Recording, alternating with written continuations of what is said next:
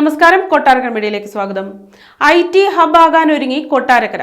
Work near home എന്ന സർക്കാർ പദ്ധതിയുടെ പൈലറ്റ് പദ്ധതി കൊട്ടാരക്കരയിലും ആരംഭിക്കുന്നു. പദ്ധതി പൂർത്തിയായാൽ നിരവധി ആളുകൾക്കാണ് അതിവേഗ ഇന്റർനെറ്റ് ഉൾപ്പെടെയുള്ള സൗകര്യങ്ങളോടെ ഇവിടെ തൊഴിൽ ചെയ്യാൻ സാധിക്കുന്നത്. കൊട്ടാരക്കര ഗണപതി ക്ഷേത്രത്തിന് സമീപമുള്ള BSNL ഓഫീസ് കെട്ടിടങ്ങളിലൊന്നാണ് നിലവിൽ പദ്ധതിക്കായി കണ്ടെത്തിയിരിക്കുന്നത്. കരാർ അടിസ്ഥാനത്തിൽ കെട്ടിടം കൈമാറാൻ ഇതിനോടകം BSNLുമായി ധാരണയായിട്ടുണ്ട്. KDISCന്റെ നേതൃത്വത്തിൽ 10 പദ്ധതികളാണ് ആരംഭിക്കാനിരിക്കുന്നത്. ഇതിൽ ആദ്യത്തേത് കൊട്ടാരക്കരയിലേതാകും. KSITക്കാണ് പദ്ധതിയുടെ DPR തയ്യാറാക്കാനുള്ള ചുമതല നൽകിയിരിക്കുന്നത്.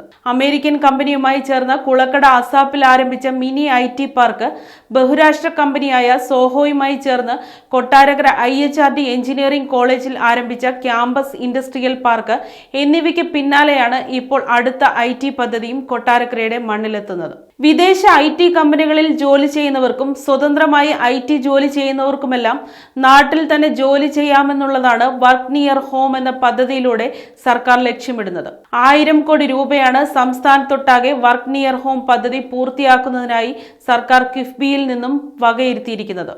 IT മേഖലയിൽ ഉണ്ടാകുന്ന വളർച്ചയിലൂടെ അടുത്ത 5 വർഷത്തിനുള്ളിൽ കൊട്ടാരക്കരയിൽ മാത്രം 1000 പേർക്ക് തൊഴിൽ ലഭിക്കുമെന്നാണ് കൊട്ടാരക്കര MLAയും സംസ്ഥാനത്തെ ധനമന്ത്രിയുമായ KN ബാലഗോപാൽ വ്യക്തമാക്കുന്നത്. സംസ്ഥാനത്ത് കൊച്ചി, തിരുവനന്തപുരം എന്നീ പ്രധാന പട്ടണങ്ങൾ കഴിഞ്ഞാൽ IT മേഖലയിൽ കൂടുതൽ സാധ്യതയുള്ള ചെറു പട്ടണമാണ് കൊട്ടാരക്കരയെന്നും മന്ത്രി വ്യക്തമാക്കി.